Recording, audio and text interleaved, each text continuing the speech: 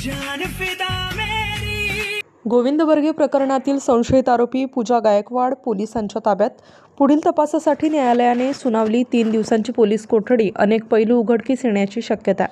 बार्शी तालुक्यातील सासुरे येथे नर्तिकेच्या नादाला लागून माजी उपसरपंचाने स्वतःला गोळी मारून घेत आत्महत्या केल्याने सर्वत्र खळबळ उडाली होती।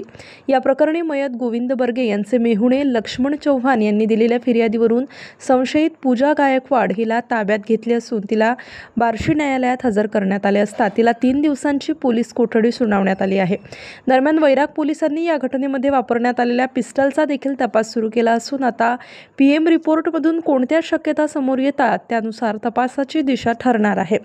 गोविंद जगन्नाथ बर्गे वय 34 वर्ष राहणार लुखामसला तालुका गेवराई जिल्हा बीड यांनी डोक्यामध्ये गोळी मारून आत्महत्या केल्यानंतर या घटनेस पूजा देवीदास गायकवाड वय 21 वर्ष राहणार सासुरे तालुका बार्शी जिल्हा सोलापूर हिला जबाबदार धरून नातेवाईकांनी पोलिसांकडे तक्रार दाखल केली आहे।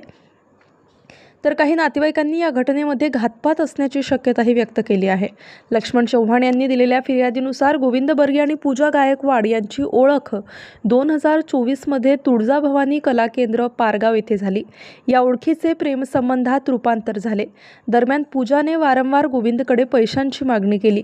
तिच्या सांगण्यावरून गोविंदने तिला महागडे मोबाईल, बुलेट मोटारसायकल, सोने नाणी, प्लॉट, नातेवाईकांच्या नावावर शेतजमीन, तिच्या मावशीच्या नावावर प्लॉट खरेदी करून दिला।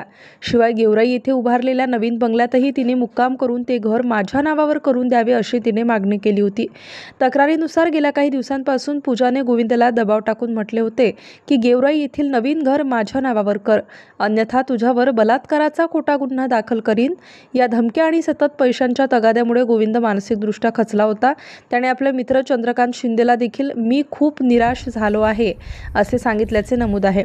दरम्यान यापूर्वीच पूजाला गोविंद याने तिचे थिएटर चालू करण्यासाठी सुमारे 8 लाख रुपये दिले होते, तर सासुरे येथील घर बांधण्यासाठी देखील तिला पैसा पुरवला होता। 8 सप्टेंबर रोजी गोविंदने पूजाशी संपर्क साधण्याचा प्रयत्न केला, परंतु तिने नकार दिल्याने तो अधिक निराश झाला।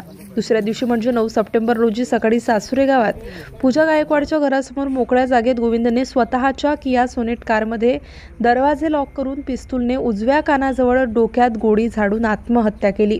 या घटनेनंतर नातेवाईकांनी थेट पूजा गायकवाड हिच्यावर आरोप करत तक्रार दाखल केली आहे। तिने प्रेमसंबंधाचा गैरफायदा घेऊन वेळोवेळी पैशांची, मालमत्तेची मागणी केली, धमक्या दिल्या आणि त्यामुळेच गोविंद बर्गे यांनी आत्महत्या केली।